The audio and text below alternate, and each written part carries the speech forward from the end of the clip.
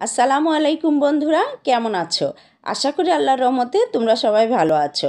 আজকের আয়োজনে তোমাদের জন্য থাকছে অসম্ভব মজার মাছের ডিমের পাকোড়া বা বড়া। আসলে কম বেশি বড়া আমরা অনেকেই খেয়ে থাকি, তবে একটু যদি ভিন্নভাবে তৈরি করা হয় তাহলে কেমন হয়? আশা করি অনেক ভালো লাগবে। আর আমি যেভাবে তৈরি করেছি খুব সাধারণভাবে, কিন্তু খেতে অসাধারণ। তোমরা বাড়িতে একবার হলেও ট্রাই করে দেখবে, খেতে খুবই ভালো লাগবে। তো বন্ধুরা, আর দেরি না করে ভিডিওটি দেখে নাও এবং বাড়িতে সবাইকে খাইয়ে তাক লাগিয়ে দাও। মাছের ডিমের বড়া বা পাকোড়া তৈরি করার জন্য প্রধান উপকরণই হচ্ছে মাছের ডিম। তো সাধারণত বর্ষার এই মৌসুমে কিন্তু অনেক মাছেই ডিম পাওয়া যায়। আমি কিন্তু এখানে রুই মাছের ডিম নিয়ে নিয়েছি। তো পরিমাণে 1 কাপ পরিমাণ ভালোভাবে ধুয়ে নিয়েছি, আর নিয়ে নিচ্ছি এখানে মসুরের ডাল বাটা 1 কাপ পরিমাণ।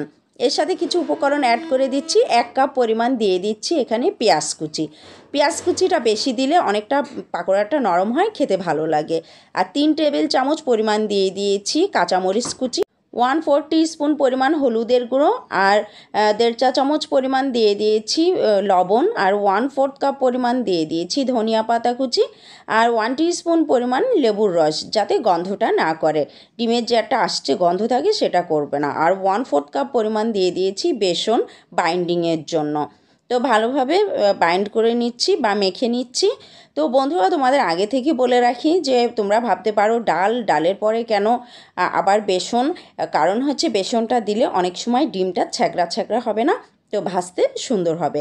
তারপরেও দেখো, মেখে নেওয়ার পরেও কিন্তু অনেকটা একদম তরল হয়ে গেছে। আর হাত দিয়ে বড়াটা তৈরি করার দরকার নেই। ঠিক পাত্রে তেল দিয়ে দিলাম পরিমাণ মতো। এখানে তোমাদের ইচ্ছে অনুযায়ী তেলটা দিবে। তেলটা একটু বেশি হলে ভালো হয়, কারণ ডুবো তেলে যেহেতু ডিম একটা আষ্টে জিনিস, সেহেতু যদি তেলটা একটু বেশি হয় আষ্টে ভাবটা একটু কম লাগবে, গন্ধটা।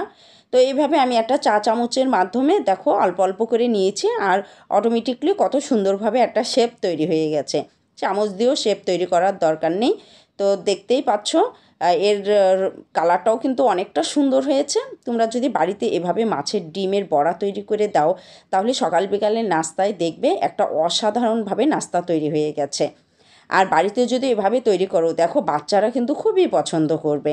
আর এই বড়াটার ভিতরে কোনো একটা আষ্টে গন্ধ থাকবে না, আর এর ফ্লেভারটাও অনেক ভালো লাগবে। তো বাড়িতে তোমরা একবার হলেও ট্রাই করে দেখো, আশা করি তোমাদের অনেক ভালো লাগবে। তো বাকি বড়াগুলো আমি এভাবে তৈরি করে নিলাম। আমার বাড়িতে তো সবাই খুবই পছন্দ করে, তো এজন্য তোমাদের সাথে শেয়ার না করে পারলাম না। তো বন্ধুরা, এটা কিন্তু টমেটো সসের সাথে খেয়ে দেখবে, খেতে অসাধারণ লাগে। শুধু ভাতেই না, আবার কিন্তু এই বড়াটা ভাতেও খেতেও ভালো লাগে। তো বন্ধুরা, যদি আমার ভিডিওটি তোমাদের একটু ভালো লেগে থাকে তাহলে লাইক কমেন্ট শেয়ার করতে ভুলবে না, এবং ফ্যামিলি এবং ফ্রেন্ডদের সাথে শেয়ার করবে। আর চ্যানেলটিকে একটু এগিয়ে নিয়ে যেতে চ্যানেলটি সাবস্ক্রাইব করে পাশে থাকা বেল বাটনটি বাজিয়ে দিও। যখনই আমি নতুন কোনো ভিডিও আপলোড দেবো সর্বপ্রথম নোটিফিকেশন পেয়ে যাবে। আর যারা আমার চ্যানেলটি সাবস্ক্রাইব করেছো তাদের অসংখ্য ধন্যবাদ। তো সে পর্যন্ত ভালো থেকো। আল্লাহ হাফেজ।